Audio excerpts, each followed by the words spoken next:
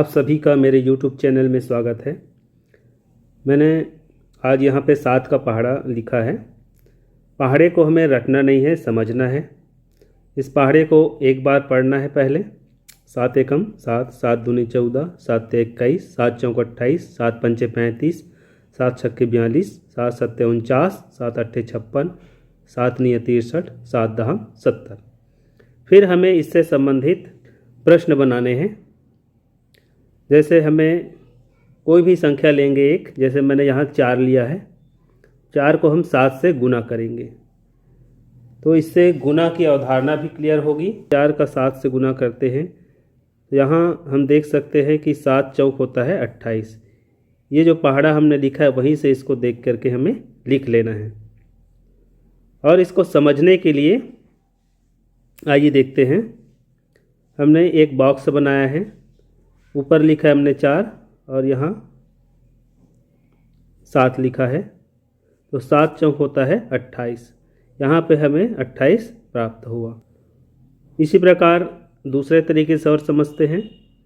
हमने 4 के लिए यहाँ पे 4 खड़ी लाइन लिया है और 7 के लिए 7 आड़ी लाइन। तो इसमें ये कटान बिंदु 1, 2, 3, 4, ये कटान बिंदु को हमें गिनना है। तो ऐसा करके भी गिन सकते हैं, 1, 2, 3, 4, 5, 6 करके।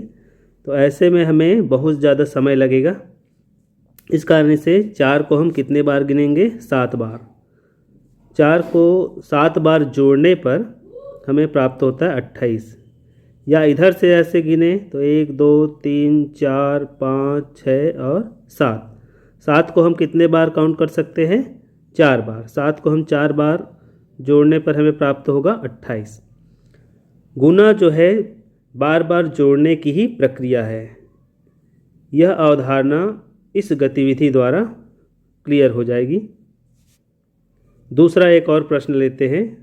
हम 23 का गुना 7 से करेंगे।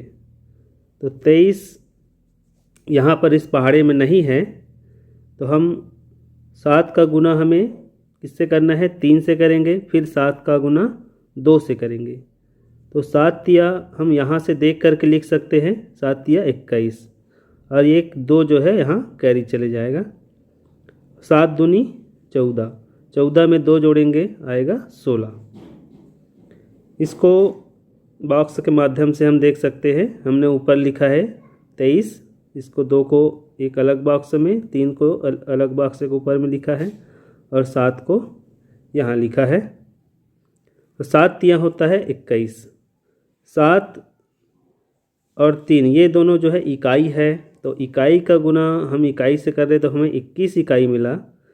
यहाँ पे लेकिन 21 में 2 क्या है? दहाई है। तो हम 1 को लेंगे यहाँ पर और 7 का गुना हम 2 से करेंगे तो 7 दूनी 14। तो 14 यहाँ पर 7 इकाई है और 2 दहाई है। तो इकाई और दहाई का हम जब गुना करेंगे तो हमें 14 दहाई प्राप्त होगा। तो 14 में भी 14 दहाई और यहाँ ये 2 दहाई, दोनों का हम जब ऐड करेंगे तो हमें 16 दहाई प्राप्त होगा। लेकिन 16 दहाई में 1 जो है वो सैकड़ा हो जाएगा और 6 दहाई होगा। इसको अलग गतिविधि से समझते हैं। 2 के लिए हमने 2 खड़ी लाइन लिया है, 3 के लिए 3 खड़ी लाइन और 7 के लिए 7 आड़ी लाइन। यहाँ पर इस कटान बिंदु जो हमें बिंदु प्राप्त हो रहा है 1, 2, 3, 3 को हम 7 बार जोड़ सकते हैं तो हमें 21 प्राप्त होगा। या 7 को 3 बार, 7 को 3 बार हम ऐड करेंगे, जोड़ेंगे तो 21 प्राप्त होगा। ये दोनों इकाई है तो 21 इकाई प्राप्त हुआ। 2 दहाई है और 7 इकाई है, तो हम 2 बार जोड़ेंगे तो 14 प्राप्त होगा। या 2 को 7 बार जोड़ेंगे तो 14 प्राप्त होगा।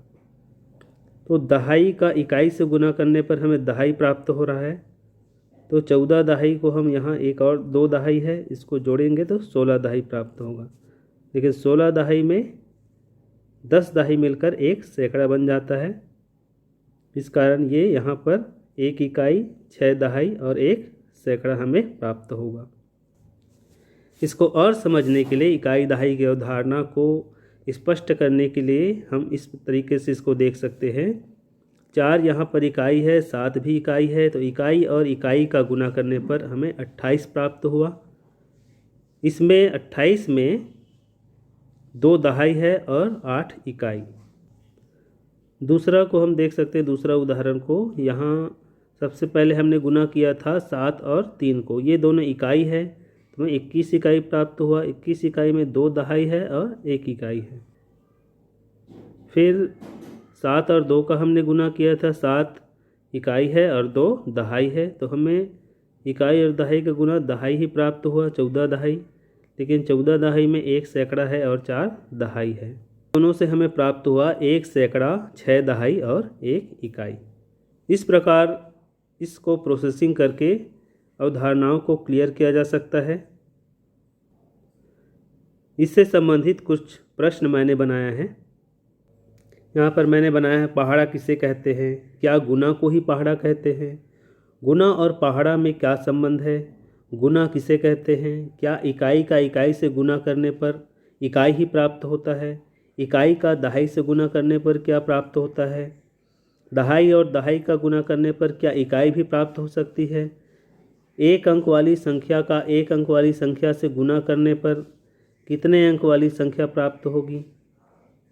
2 अंक वाली संख्या का 1 अंक वाली संख्या से गुना करने पर अधिकतम कितने अंक वाली संख्या प्राप्त होगी?